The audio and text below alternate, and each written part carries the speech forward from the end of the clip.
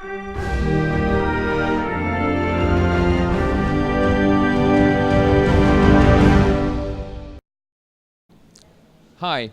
Ed here for Gaiscioch, taking a look at Star Trek Online. We are here with, well, why don't you introduce yourself for everyone? All right. I'm Samuel Wall. I'm the art director for Star Trek Online.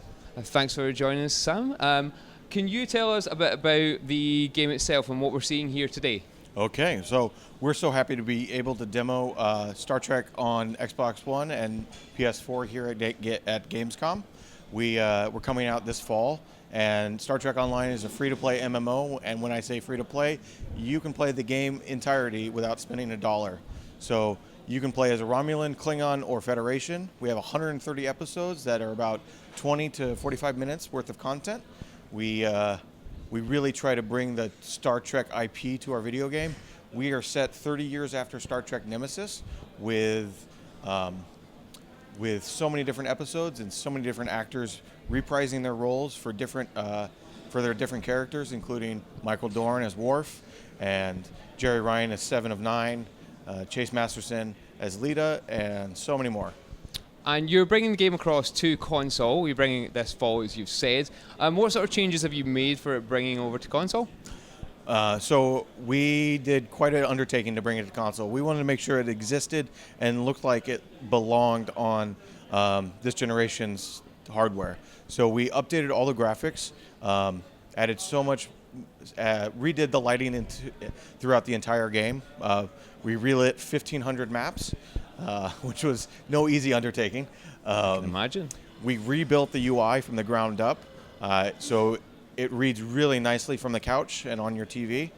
And then we also made it work with a 16-button controller, because we originally had developed it for console or for PC, and that has 72 buttons on the keyboard, so we had to condense it down somehow. So we used a lot of radial menus with the ability to kind of set macros as you go and play. And how many iterations or how much time did it take to really develop a system that was intuitive? Did you try some and just throw them out the window? We went through, I don't even know how many more. We went through so many iterations. We spent weeks and weeks and weeks just figuring out if we should and could do this before we even decided to do it. Okay. And is there any part of the game that really just goes hand in hand with console? Is there the ship combat or the ground missions, or does it all just seem to flow? So Star Trek Online is known for having both ground and space. Yeah. So ground is very easy to pick up. It's like any action game that's available on any system right now. The space, though, is where our game is really highlighted. Yeah. And it's so much more immersive, and easier to pick up now than ever. It's really streamlined for the console and the control scheme. It's really intuitive after a few minutes. And let's get down to some of the other features that you've got coming to console. I believe you've got some massive graphical updates as well as the user interface changing. Is that correct? Yep. And is the PC going to get those graphical updates too? Yes. So we launched this fall on console, and then soon after that, we'll be bringing the graphical updates to PC. That's fantastic to hear. As well as the graphical updates, obviously the PCs had a number of expansions. What sort of content is the console launch going to get? Is it going to start from the base game, or are they going to get expansions? So the console build will have everything, minus our latest expansion at launch. We will be releasing it soon after launch. So our latest expansion is Agents of Yesterday. It takes place in the 23rd century, and it will be available soon after launch on console.